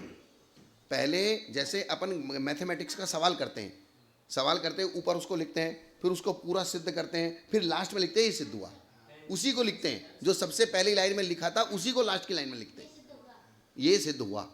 क्या सिद्ध हुआ? जो सिद्ध हुआ उसको लिखना तो पड़ेगा ना भाई, ये सिद्ध हुआ। क्या सिद्ध हुआ? 8 कर्मों का क्रम इस प्रकार से सिद्ध हुआ। और पुनरावृत्ति अगर आपको लग रही है तो जो मंद बुद्धि शिष्य हैं वो भूल जाते हैं, उनको याद दिलाने के लिए भी ऐसा किया जाता है, शिष्यों के अनुग्रह क्योंकि आचार्य मंद बुद्धि और तीव्र बुद्धि दोनों प्रकार के शिष्यों के अनुग्रह करने के लिए तैयार होते हैं। और इसमें कभी कभी जो तीव्र बुद्धि वाले शिष्य होते हैं, और जैसे यहाँ व्याख्यान चल रहा है, यहाँ पे मंद बुद्धि वाले बैठे और तीव्र बुद्धि वाले, तो मुझे ध्यान किसका रखना है? मंद बुद्धि वालों का भी रखना है और तीव्र बुद्धि वालों का भी रखना है। तो व्याख्यान इस तरीके से करना। अब मान लीजिए इनकी समझ में नहीं आ रहा, इनको समझाने मुझे और 15 मिनट एक्स्ट्रा लगे, आपकी समझ में पहली बार में ही आ गया, तो आपको ऐसा नहीं सोचना कि मेरा टाइम वेस्ट हो रहा है। नहीं, ऐसा होता है। तो ये अगर आप सोच के बैठे हो कि मेरा टाइम वेस्ट हो रहा है, तो आप जिनवाणी का अनादर कर रहे हो। क्योंकि कभी ऐसा मैटर आएगा कि इनको पहली लाइन में समझ में आ जाएगा, आपको नहीं आएगा, फिर मुझे आपको भी 15 मिनट समझाना पड़ेगा, तो फिर इसकी समाधि तो सबकी होनी है। कराने आपको है, सबकी होनी है, तो आज किसी कराओ तो कल तुम्हारी भी कराएंगे। इस स्थान भी आप के पास हाँ। अब दृष्टांत द्वारा कर्मों के स्वभाव को कहते हैं। पड़ पड़ी हारसी मच्चा, हली चित्त कुलाल भंडियारीणम, जय एदे शिंभावा, दैवीय कम्मा मुने यव्वा। देवता के मुख पर ढके वस्त्र के समान ज्ञानावरण होता है। उदाहरण दिया इसका, जैसे भगवान की प्रतिमा है, प्रतिमा के ऊपर कपड़ा डाल दिया, अब वो प्रतिमा का पीछे कपड़े के क्या है हमको ज्ञान नहीं हो रहा है, तो ये ज्ञान कौन नहीं होने दे रहा? ज्ञानावरण, ज्ञानावरण। फिर द्वारपाल के समान दर्शनावरण, द्वारपाल के समान कि दरवाजे पे द्वारपाल बैठा है, अंदर महाराज बैठे हैं, तो वो द्वारपाल रोक देता है, बोले अंदर नहीं जाना। तो ऐसे ही अंदर जो आत्मा है, उस अंदर आत्मा को दर्शन नहीं होने देना, ये दर्शनावरणी का काम है। क्योंकि दर्शन का विषय क्या है? अंतरंग। और द्वारपाल का विषय क्या है? अंतरंग के राजा को नहीं जाने, अंदर नहीं जाने देना। क्या? अंदर नहीं जाने देना। पर्दे में और उसमें क्या अंतर रहा? बताओ पर्दे में, स्वामी जी आप बताओ। हैं? हाँ, तो इसलिए यही है कि वो खुले में है लेकिन पर्दा ढका हुआ है। पर्दा ढका है, और यहाँ पे राजा आराम से राजा खुले में कभी नहीं बैठता है, राजा खुले में नहीं रहता है, वो अपने सिस्टम में अंदर रहता है। राजा के पास आप डायरेक्ट नहीं जा सकते। जिस देवता के लेकिन ऊपर ढका कपड़ा वहाँ पर था, जो और लोग बैठे उनको तो हैं? ज्ञानावरण से हटकर होगा, देखो ज्ञानावरण से इसका हटकर होगा, क्योंकि अंदर जो लोग बैठे वो तो मिल ही रहे हैं ना, उससे बात कर रहे हैं। यहाँ विवक्षा सिर्फ इतनी सी है कि प्रतिमा सामने खुले में रखी है और उसके ऊपर कपड़ा डाल दिया गया है, तो ये बहिरंग पदार्थ का आवरण हो गया। किसका आवरण हो गया? और राजा अपने अंदर अपने रूम में अपनी जहाँ उसकी जगह होती वहाँ बैठता है। परमिशन मिलेगी तो ही आपको अंदर जाने के लिए मिलेगा, बिना परमिशन के आप अंदर नहीं जा सकते। वो परमिशन देने वाला द्वारपाल है, तो वो परमिशन देने वाला दर्शनावरणी कर्म का क्षोभसम होगा, तो आपको अंदर जाने देगा। तो अंतरंग और बहिरंग जो दो विषय हैं, ये विवक्षा है यहाँ। हालांकि चाहे द्वारपाल रोके चाहे कपड़ा रोके, देखने में तो एक जैसा लगेगा। हाँ, देखने में आपको ऐसा लगेगा, लेकिन इसका अभिप्राय आपको अलग अलग समझना पड़ेगा कि एक बहिरंग को आवरण कर रहा है और एक तो आवरण का मतलब चाहे अंतरंग में भी आप कपड़ा डाल दो, द्वारपाल नहीं करो तो। लेकिन द्वारपाल का विषय क्या होता है? वो अंदर घुसने नहीं देता।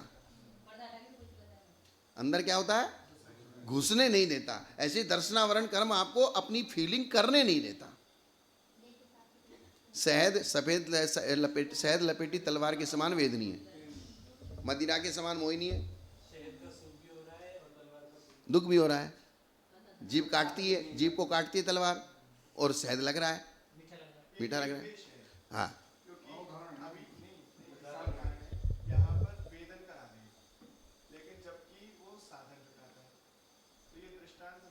साधन जुटा के सुख दुख का अनुभव कराता है। साधन भी तो उसने जुटाया ना, तलवार और शहद को। तलवार शहद को नहीं, तलवार शहद को जुटाना प्लस उसका सुख दुख का वेदन कराना, उसके लिए मोहिनी है, रति है रति। हाँ तो मोहिनी है, रति है रति, वो भी तो उसी को सहयोग कर रही है ना, साता साता को। अब यही तो बताया पीछे। साता साता को व्यवस्था दे रही है, हाँ साता साता को, साता की व्यवस्था हाँ दे रही है। उसमें मान्यता जो रामकृष्ण की आ रही है, वो मोहिनी कर रहा है, तो मोहिनी है और साता साता, रति है रति और साता असाता, तो मिली जुली सरकार है। ये क्या है? आवाज अच्छी है तो तुम्हें सो बोला जब की फटी है उनसे वेदनी की परिभाषा वेद हाँ आवाज तो सुख दुख नमस्कार कुत्ते का तो वो नहीं घटेगा, हैं कुत्ते हड्डी के आता है, हाँ, उसको खून का होता है, अच्छा लगता है, तो नहीं आता। वो तो उसका भ्रम है। वो क्या है उसका? वो भ्रम है। कोई चीज का भ्रम जब आपको हो जाता है कि वो सुख नहीं है, लेकिन आपको उसका भ्रम हो रहा है।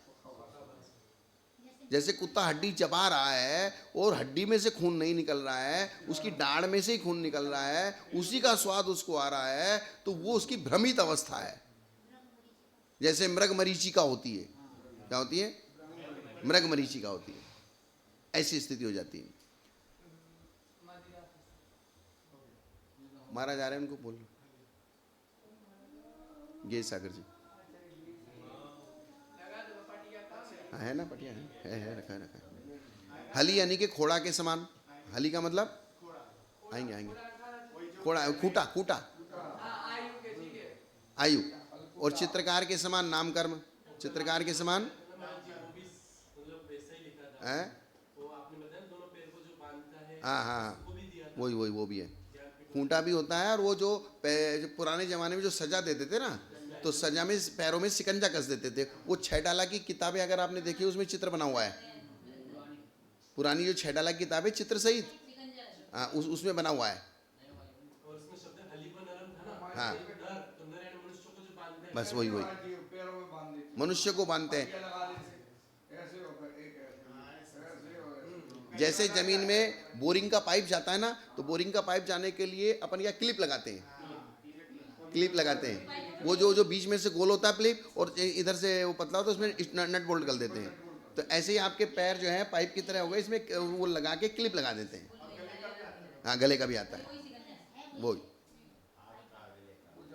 आ जाइए स्वामी जी, स्वामी जी आ जाइए। किसके समान? चित्रकार के समान। और कुंभकार के समान गोत्र कर्म, और भंडारी के समान अंतराय कर्म। चित्रकार के समान नाम कर्म। नाम अभी कल बताया था ना, चित्रकारी करता है जो, तो आपके शरीर की चित्रकारी किसने की? नाम कर्म ने। कुंभकार ने जैसे छोटे बड़े घड़े बनाता है, तो वो गोत्र कर्म। छोटे बड़े घड़े, छोटे बड़े का मतलब यहाँ लेना उच्च नीच। उच्च नीच का मतलब बड़ा, उच्च का मतलब बड़ा, और नीच का मतलब छोटा। तो उसको घड़े के आकार देते भाई, बड़ा घड़ा और छोटा घड़ा, ऊंचा और नीचा। और भंडारी के समान अंतराय कर्म। भंडारी मतलब भंडारी तो भंडारी होता है।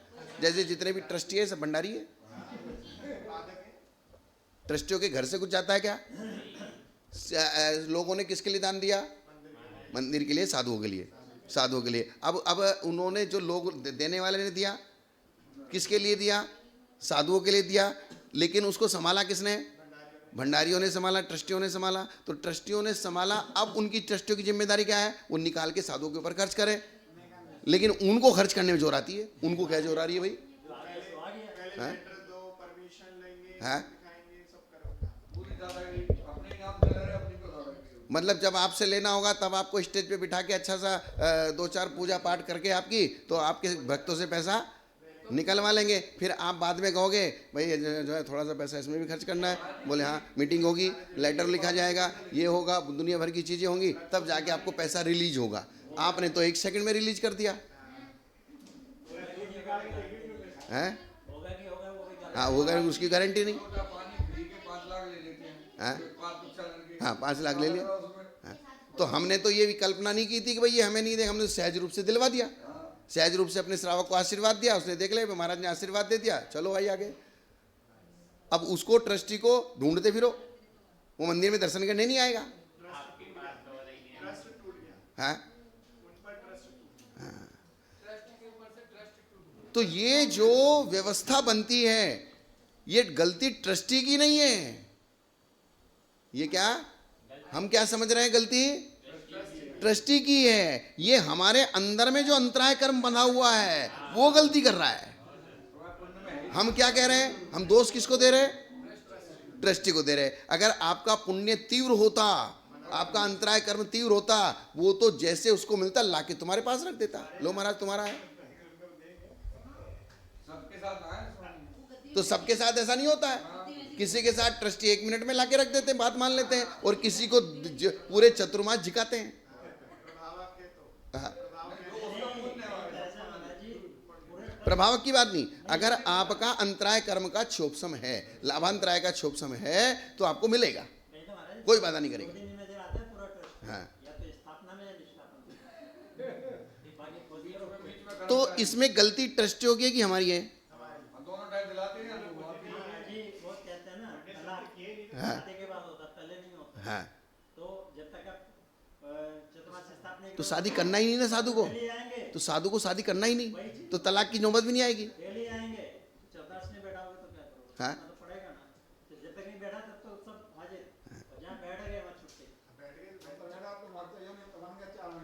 इसलिए मूल गलती हम जो समझते हैं ना कि ट्रस्टी हमारे साथ ऐसा कर रहा है, ये हमारे साथ ऐसा कर रहा है, इनको ऐसा करना चाहिए, जब व्यवस्था सबके लिए है तो हमें क्यों नहीं दे रहे हैं, तो ये उनकी गलती नहीं है, ये हमारा ही किस्मत की खराबी है। ये किसकी खराबी है?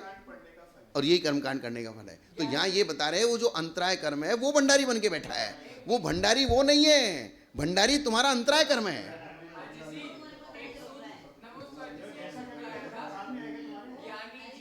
हाँ। हाँ, क्या बात है।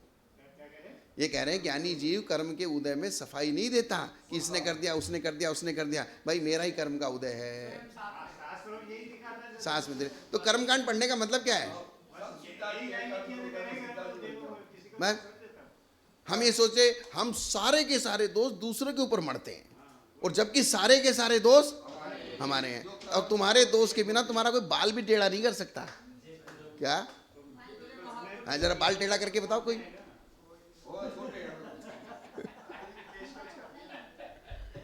जिस प्रकार इनके भाव होते हैं उसी प्रकार ज्ञानावरणादि कर्मों के भी भाव जानना।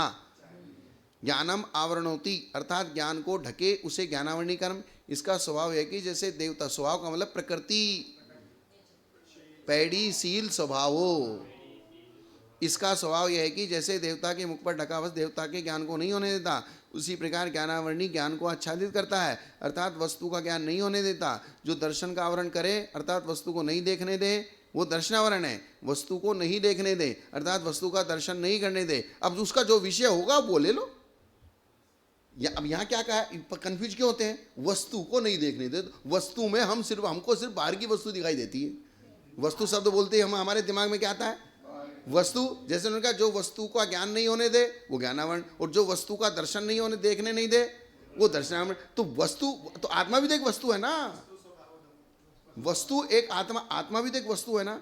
मेरा कहने का मतलब क्या है कि दर्शनावरण का विषय इसलिए हम समझ नहीं पाते, सब जगह जो वस्तु को देखने नहीं दे वो दर्शनावरण। तो वस्तु का मतलब अब उसका जो विषय होगा, क्या ज्ञान का जो विषय होगा वो वस्तु है, और दर्शन का विषय जो होगा वो उसके लिए वस्तु है। दोनों के लिए वस्तु बराबर नहीं है। इनका स्वभाव द्वारपाल के समान है। इसका स्वभाव जो दर्शन का आवरण करे वस्तु को नहीं देखे दर्शनावरण, और इसका स्वभाव है द्वारपाल के समान। जैसे द्वारपाल राजा को देखने से रोक देता है, वैसे कर्म राजा रूप वस्तु। तो राजा रूप वस्तु, राजा किसको कहा? निज आत्मा। निज आत्मा का दर्शन नहीं होने देता। अंतर्मुख चित्त प्रकाश को दर्शन कहते हैं, जो इंद्रिय जनित सुख दुख का वेदन अर्थात अनुभव करावे वो, अथवा अव्यावाद गुण का घात करे। अब इसके दो काम कर दिए, सुख दुख का अनुभव तो बंद हो गया, लेकिन अब अव्यावाद गुण बाकी है। हाँ, यानी कि छद्मस्त अवस्था में तो अव्यावाद तो है ही, लेकिन सुख दुख का वेदन एक्स्ट्रा करा रहा है। अब सुख दुख का वेदन कराना खत्म कर दिया तो अव्यावाद है। हाँ, इसका स्वभाव शहद लपेटी तलवार की धार के समान है, जिसको चखने से कुछ सुख का अनुभव तो होता है, किंतु जीभ के कट जाने पर दुख भी होता है। उसी प्रकार साता साता सुख दुख उत्पन्न कराते हैं। जो मोहित करे, अचेत बनावे, अर्थात असावधान करे, वो मोहिनीय कर्म है। जैसे शराब पीने पर मनुष्य पागल हो जाता है, उसी प्रकार मोह आत्मा को क्या कर देती है? मोहित कर देती है। हो रही है ना? हो रही है ना? नहीं होती तो घूम क्यों रहे 84 लाख योनियों में? हैं? कौन सा कर्म? मोहिनी कर्म, ये बोलो ना, कौन सा कर्म?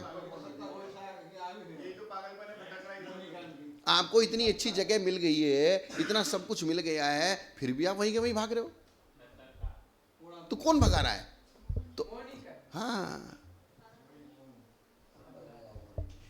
जो एति अर्थात पर्याय धारण का निमित्त हो वह आयु कर्म है। इसका स्वभाव सांकल या काष्ठ यंत्र के समान है।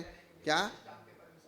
सांकल, गाय भैंस के गले में सांकल बांध देते हैं और मनुष्य के पैर में काष्ठ यंत्र लगा देते हैं।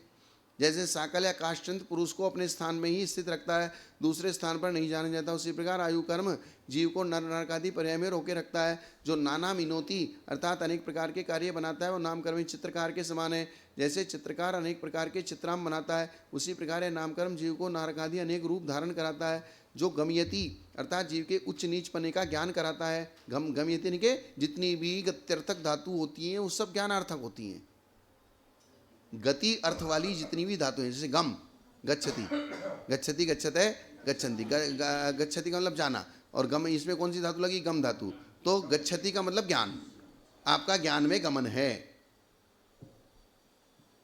आपका ज्ञान में गमन, अर्थात आप इस बात को जानते हैं, तो उसके लिए भी गच्छति लगा देंगे, उसके लिए भी क्या कर देंगे? गम धातु लगा देंगे। कुंभकार मिट्टी के छोटे बड़े बर्तन बनाता है, वैसे ही गोत्र कर्म भी जीव की उच्च नीच अवस्था का ज्ञान कराता है। जो अंतरामेति अर्थात दाता और पात्र के बीच में अंतर देता है, व्यवधान देता है, वो अंतराय कर्म है। तो उसका स्वभाव है भंडारी के समान। तो वो तो सिर्फ व्यवधान दे रहा है, व्यवधान का वो निमित्त बना हुआ है, लेकिन व्यवधान का मूल कारण किसके पास है? वो मूल कारण हमारे पास है। और हमारा जो कर्म का उदय आता है तो वो आदमी दरवाजे पे खड़ा हो जाता है, और अगर आपका कर्म का उदय नहीं आएगा वो दरवाजे से भाग जाएगा और आप निकल जाओ। ऐसा बहुत बार होता है। ऐसा कितनी बार होता है? जैसे कोई रेलवे स्टेशन से निकल रहा है, उसके पास कुछ है, पुलिस वाला 1 सेकंड को हुआ और 1 सेकंड के लिए उसको लघु शंका लगी, वो उधर निकला और तुम आगे निकल गए, काम बन गया तुम्हारा। नहीं पकड़े गए। क्या? टीसी नहीं। जैसे मान लीजिए आपके पास कुछ सामान है और वो चेकिंग करके पुलिस पकड़ सकती है, तो पकड़ सकती है, तो जिस क्षण आप आए उसी क्षण ऐसा हुआ कि उसको किसी ने आवाज़ लगा ली, या उसको पानी की प्यास लगी, या उसको टॉयलेट आ गई, तो मतलब 15-20 सेकंड, आधा मिनट के लिए वो हटा और आप निकल गए। पर आपका अंतराय कर्म का वजह इतना 24 घंटे आदमी नहीं था वहाँ, जब आप गए उसी से मैं आगे खड़ा हो गया। तो ये है। तो इसलिए दूसरे को दोष देने से कोई फायदा नहीं है। सिर्फ एक ही गणित सीख लो, जो है सब मेरा है। क्या बात है। हाँ, उसी प्रकार अंतराय कर्म दान लाभ आदि में विघ्न करता है। इस प्रकार 8 मूल कर्मों का शब्दार्थ स्वरूप से कहा। टाइम हो गया आपका? बस इतना ही है, ठीक है। स्वामी जी हो गया टाइम? जय बोलो जिनवाणी माता की। स्वाध्याय निष्ठा परिनिधन भाव पूजा वंदना स्तोत्रम श्री शुद्ध भक्ति का आश्रम गुरु नमो निरंतारण।